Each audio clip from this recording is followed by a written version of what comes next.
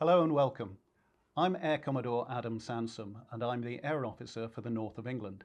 Today I am delighted to be with ex-Sergeant Bernard Morgan, who has a very interesting World War II service history. Bernard, lovely to see you today. Thank you very much for speaking with us. So where did you grow up? I was born in Longsight, which is a suburb of Manchester, on the 7th of February 1924. And then my dad, who was a train driver on the steam engines on the railway company, he got moved to Crewe, and I've lived at Crewe ever since. And of course, back then in particular, Crewe was a great centre for locomotion. And I assume the assumption was that you would follow your dad into the business and also become a train driver. Well, that's what happened when you lived in Crewe. Most of your parents worked on the railway, but my mother, I can remember her saying now, I'm not washing any more overalls, you must have a clerical job. And that was how I started as a junior clerk. And that was how I came to learn to type. And then when I got to 18 years of age, I volunteered for the Royal Air Force. Was there an expectation that you were always planning once you got to 18 you'd join up? Because obviously the war had been going, 3 years? Like all of the young lads who wanted to get in and get the job finished. I had two uncles in the Royal Flying Corps. One was a pilot, the other was a flight mechanic, and they persuaded me the Air Force was the best for me. And of course, like all young lads, I wanted to be air crew. And my first unit was RAF Padgate near Warrington, where you got your service number and your equipment. You were there for 2 or 3 days, and then there was a train load of you sent up to Blackpool, where we did the initial training. Of course, whilst we were at Blackpool, some very strict drill, cross-country running, weapon firing at Rossall School near Cleveland, just outside Blackpool. And how long were you at Blackpool for? I got posted from Blackpool 2 days before Christmas Day in 42. You were just given the movement order from the admin office. Swanson Morley. I'd never heard of it. And we went from Blackpool down to London, cross London, then to Norwich. Then from Norwich, a lorry came forward and took 2 hours to Swanson Morley. As you know, the procedure when you get there, station warrant officer sees you, always a regular airman, and he allocates you a job on the unit then. Told me I wanted to go air crew. Oh, well, arrange a flip, you see, only an hour. Of course, I'd never been in an aircraft before. Unfortunately, I was sick all the time, and they were only going about 200 miles an hour. So he said, oh, take another flip in a fortnight. 2 colours, still the same. He said, I'm very sorry, I can't recommend you for air crew. How did you feel about that? Yeah, I was disappointed because you had a white flash in your cap, you know, for air crew when you were training, a little white flash. Of course, all the girls wanted air crew boyfriends. That was one of the main attractions. So then they found out I could type. So they moved me from the flying control into the station orderly room. Were you happy with that move? Is that something you wanted to do? I didn't want to go anywhere, only up in the air. Of course, I went to the station warrant officer, and on the DROs, which are published every day. So they would have been daily routine They'll orders? go with as one, and it tells you what's on the unit that day, and then it gives a list of where they wanted airmen. And one of them was code and cipher duties, immediate overseas posting. So I thought, that sounds better than working in the station orderly room. So when I went to Oxford on the course, and 3 top brass officers there the military police march you in, you know, and of course you're only a lad of 18, and they asked me a few questions, but I can remember one question. One of the officers said, "What would you tell them if you were taken prisoner?" I said, "Oh, just number, rank and name, sir." And then the other officer says, "Oh, you've not told them the unit?" I said, "No, you never told them the unit." You know, obviously set question that was. He said, "Right, fall out," and the military police march you out again. And 2 weeks later, I was back on the course at Oxford, on the Code and Cipher course. It was in a big country mansion, and there was no protection there, only us lads who were on the course. And there was no Type X machine on the course because there was no security, and they were worried in case anybody came and took it, you see. So there was no Type X machine on the course. Never saw that till you got to the unit. And then at the end of the course, if you were successful, they had the passing out parade on the lawn of this mansion. And then you got the bunch of stripes. And you also got your posting.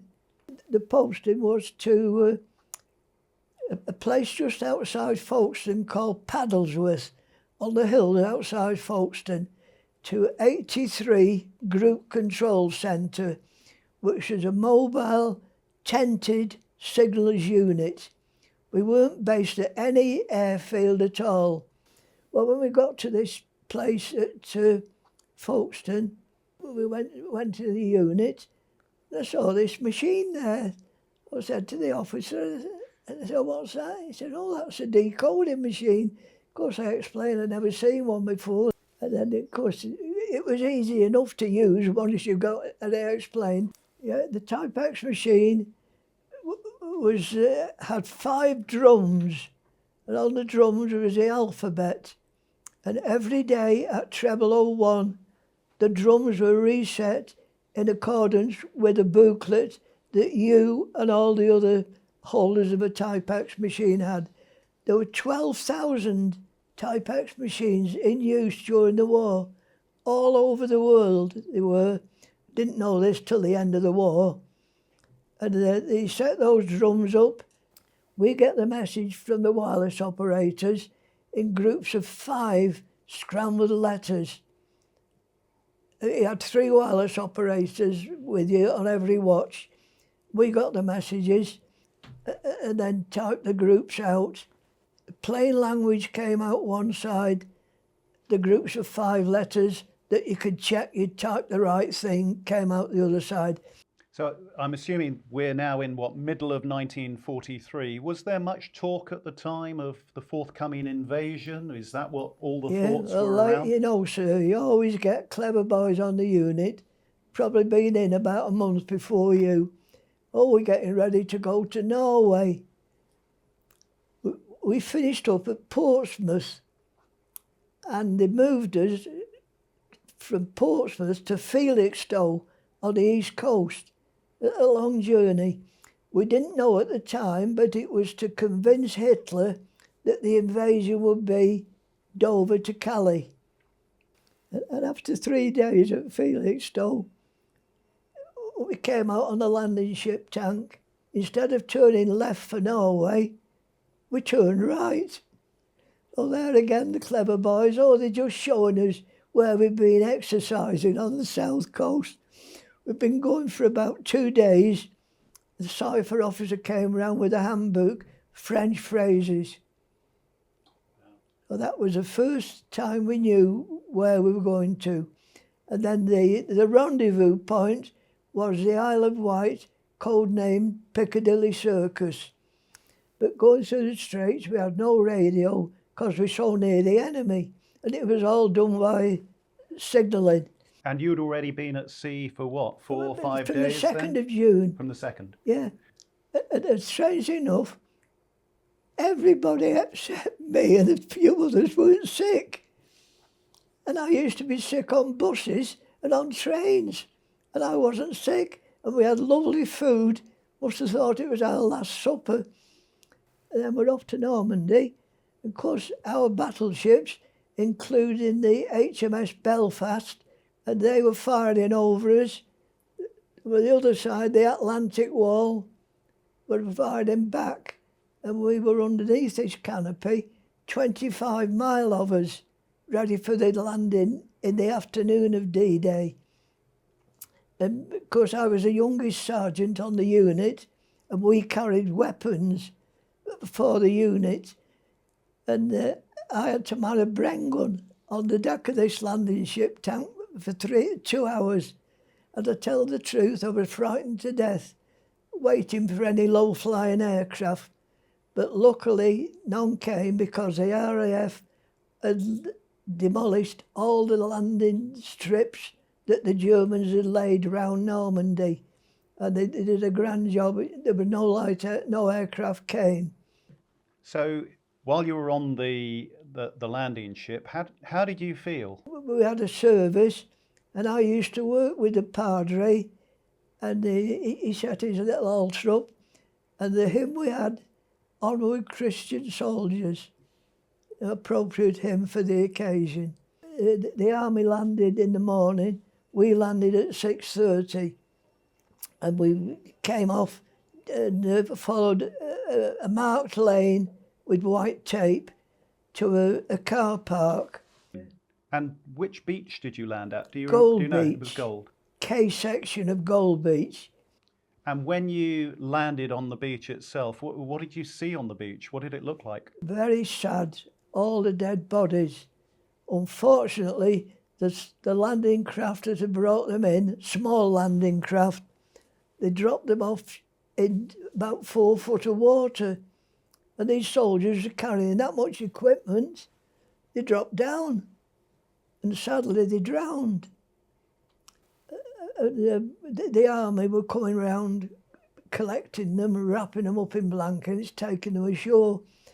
But the very sad part was German prisoners who had been taken at Normandy, they were marching back to the landing craft that these lads had come in, taking them straight back to England.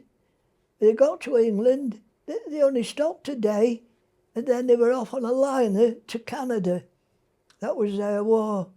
They were lucky they'd been taken prisoners. Of course, we didn't know all this at the time. You've only found that out since. But they were very lucky, and it was sad to see our lads lying there and the German prisoners going back to safety. How did you feel about that? Did it make you angry or just very sad? Upset to see it, you know. Sad. Of course, I'd never seen a dead body before, and to see all those poor lads lying there, never even got to the fighting stage, but they got that much equipment on, you see, they were drowned. And then when we were waiting in this temporary car park, there was low-flying aircraft coming over, and they told us to get out of the vehicle. And the officer, Cipher officer, said, "Oh, we'll get underneath the vehicle." Of course, one of the sergeants said, "Well, if they hit the vehicle, we'll be up in smoke." Well, just by chance, there was a ditch at the side, quite deep, like a monsoon ditch. So 2 of us, the driver of our vehicle, we got in this ditch, you see, and then some aircraft came over, but they didn't drop any bombs near us. So then we got out of the ditch, and just by chance in this ditch, there were blankets. We didn't realise that when we dropped in. We pulled the blankets back, dead Germans underneath. And we were very lucky they hadn't been mined, because they were putting mines on the dead bodies of the Germans so that we'd go souvenir hunting and then get blown up. But luckily there were no mines on these lads. When we arrived in France, the French people didn't give us a good welcome, because that part of Normandy was very quiet. There were no places to bomb around there, and it was very quiet. And when we arrived, 20,000 civilians got killed in Normandy, because the troops there had come from the Eastern Front, and they were sent there like a rescue.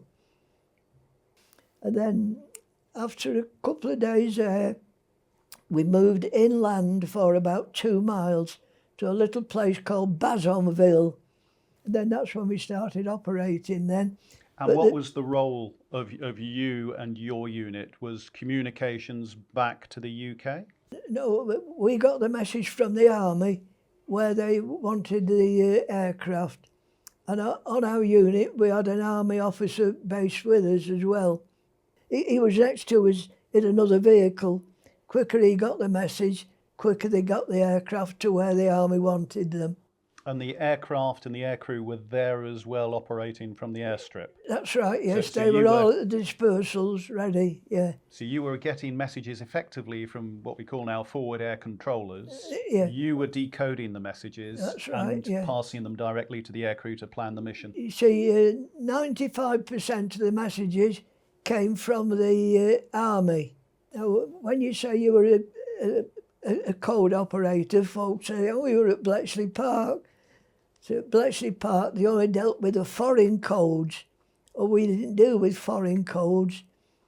And we called ourselves frontline code breakers because we were about 4 miles behind the army all the way through to the end of the war in Europe. The army moved very quickly through France, Belgium, and into Holland. And we followed them up all the time, doing the same work. But when we got to a little village spelt E-R-P, we called it Erp. Proper pronunciation is Erp. It was a tiny village, population of 1,000. And the amusing thing was that the word for good morning in Dutch is morgen. And my surname was the same. Well, these Dutch lads couldn't understand it. And when we were going for breakfast or any meal in the sergeant's mess, there was only one street, and all these children were there, morgen, morgen. They thought that was great. Now, strangely enough, our late King, George VI, visited the unit in Normandy, in Holland, and there was a photograph in their local paper of them. And they were all children watching them, and at the back of them was our Cipher vehicle. Of course, just by chance, me and my pal had gone to Brussels for the day out. And this lad who was on the picture, he sent me a photograph from their local paper, and he said, I'm the boy with my arm across my body. And he was living in the house next to where I was billeted. And he still writes to me to this day, 90 odd years after. Now that's quite unique. And did you find that the locals were also short of food as well? Yeah. Now just by chance, when you went on night shift, you got a tin of corned beef, a large bread, not ready cooked, and 2 pints of milk, 2 sergeants and an officer on nights. Of course, you didn't want all that. So what we did, we took it in turns, taking it to the civilians, because you didn't want all that corned beef on night. And he wrote to me only a few years ago, and I must have said I was feeling all right. He wrote back and he said, yeah, all the good food you had in the Air Force. And he says that's what kept the Dutch going. So how long were you there for before you moved on?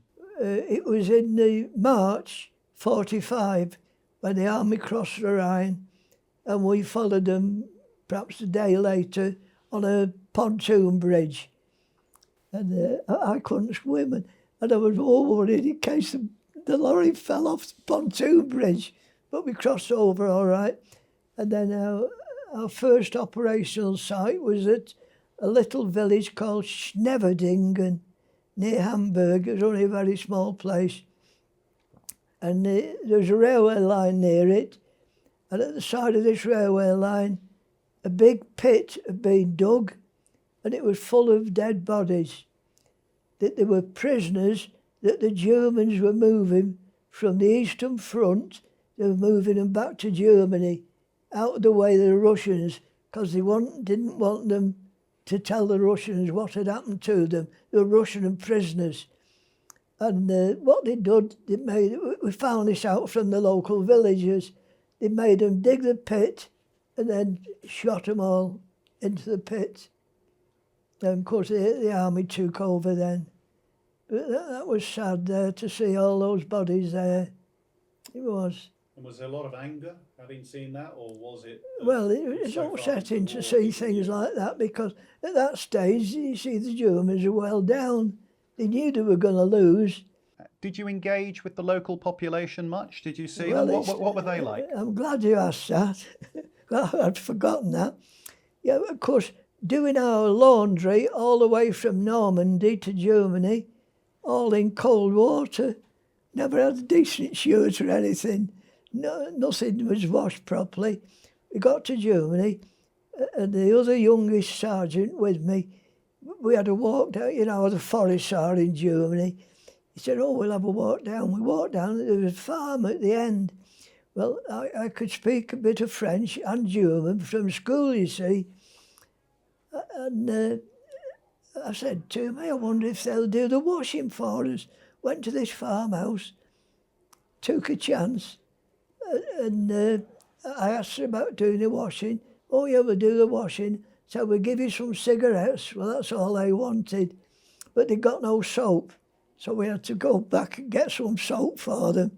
They did all the washing. We got back to camp. I was sitting in the sergeant's mess. 2 military police on our unit. They said, oh, we've just seen 2 blighters down there talking to the Germans. I wish we'd have caught them. And we were listening to them. They didn't. So I said to him, pal, I said, hey, we've lost our laundry. He said, no, we went back at night for the laundry.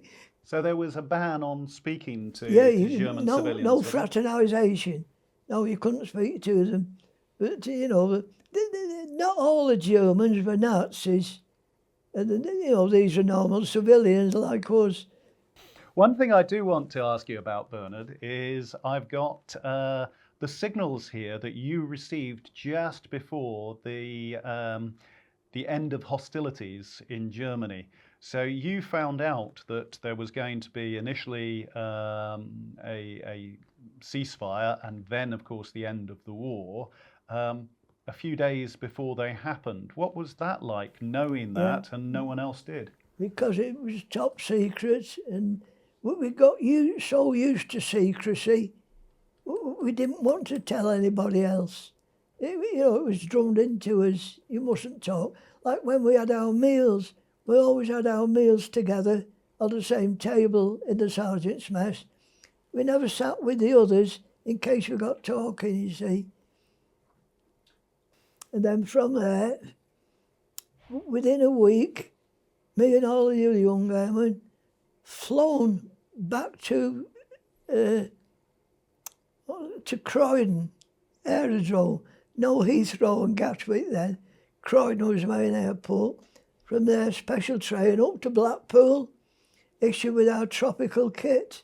Special train again to Southampton, because the war in Europe finished in May, but it carried on in the Far East till they dropped the atom bomb. So they sent us by boat from Southampton on the way to Japan. We got as far as Bombay in India. The war had finished. There again, you get the clever boat, we'll be back home in a few weeks. That few weeks was 13 months. Wow. But we didn't so where know were you for those 13 months? In India. And unfortunately, I got diphtheria, which in those days was quite a serious illness. No treatment, penicillin had just come out, had no effect. All I got was cold water and eating ice, just lying on my bed all that time. Wow. But then luckily I fully recovered. And the reason we were kept there so long, people who joined up at the beginning of the war in '39 had to get demobbed. You understand that word? Civilians don't understand it. They had to get demobbed before us. That's why they kept us there till it got down to our group, you see. Then we sailed back from Bombay to Liverpool. And I don't know how my dad found out I was on that boat, but he was there, with the other people watching us coming in. And we had no telephone in those days. I don't know how he found out that I was on that boat. And then up to Blackpool, and then you got your civilian clothing. You could either throw your uniform in and just have the civilian clothing, or you could keep the uniform and have your civilian clothing in a bag. But outside, there were chaps who we called spivs. If you've heard that word, they were waiting to buy the civilian clothes off you to sell on because clothing was rationed. Did you sell your suit? No, I kept it, yeah. And I kept the uniform as well. It still fits me. So for your mum and dad, it must have been strange for them because their only son had gone off to war aged 18, came back, 4 years later, a completely changed individual. The biggest difference I found was when I first joined up, because in those days, 16 and 17, you were quite restricted in life. Nowadays at 18, they're drinking out, they like goldfish. That was what I found a big difference, because at the first unit, Swanton Morley, the gymnasium there, and I loved it going in the gym, doing all the sport, fencing and everything, playing hockey. It was a big change going in. You felt you were becoming a man quicker. Of course, they thought this war was like the First World War, ankle deep in mud. They didn't realise, how technical it was. And of course, I couldn't tell them. So having come back to Blackpool and been demobbed, the rest of your life ahead of you, what did you decide to do? I started back at work. Oh, that's another thing I should have told. When you'd volunteered, the railway company and any other firm told you there was no job for you when you came back because they'd have difficulty finding somebody to replace you with you going off to the war. But during the war, the government brought a law out saying anybody who volunteered must have a job back. So I got a job back on crew station in the staff office, and that was where I carried on working. I did 42 years altogether. I never had a day off sick. A long time, that was very lucky. The only time I was off sick when I was in India. I wonder if you could talk me through the medals that you're wearing today. The one there on its own is the French Legion d'Honneur, issued to all troops who took part in the liberation of France. Now, as you know, other countries' medals are always worn on this side, except the Legion d'Honneur, and our late Queen said, no, it must be worn with our medals. So the one I've got on this side, the red, white and blue one is for the liberation of Holland, issued by the Dutch government. I got that from the Dutch embassy. And the other one was for all troops who landed on D-Day, issued by the French government. And the other medals that you have there, Bernard, if you could talk us through those. One is the 3945 star, all troops who served in France. The other's the France-Germany star.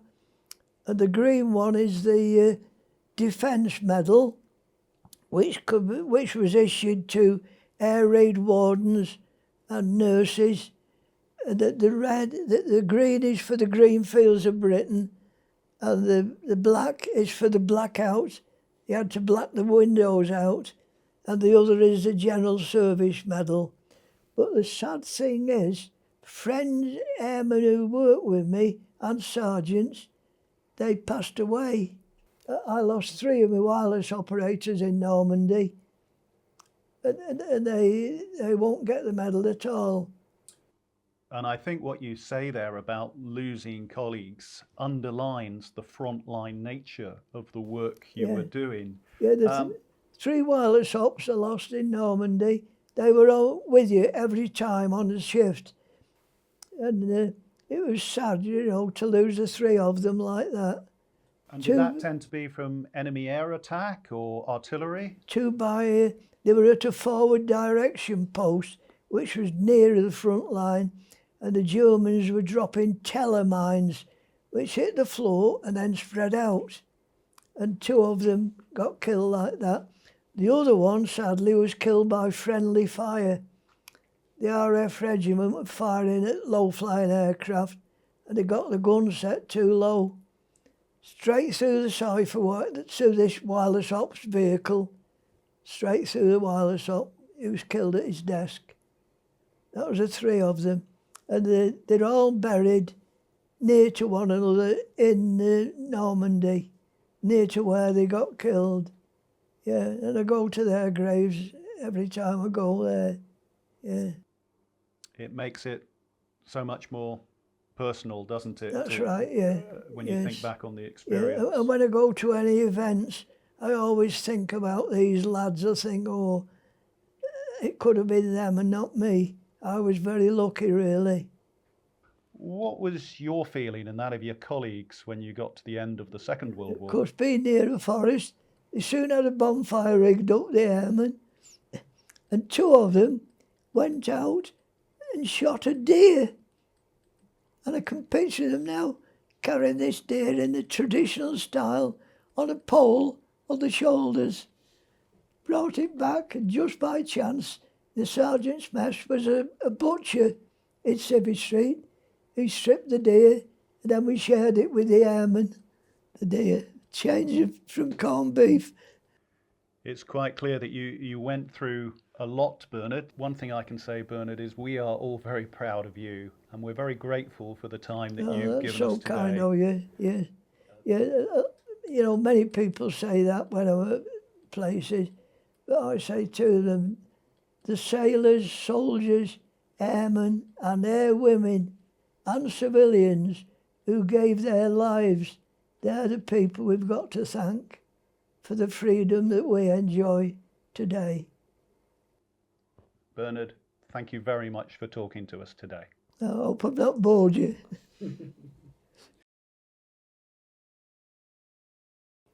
We've been in Normandy 10 days. The battle was at its highest.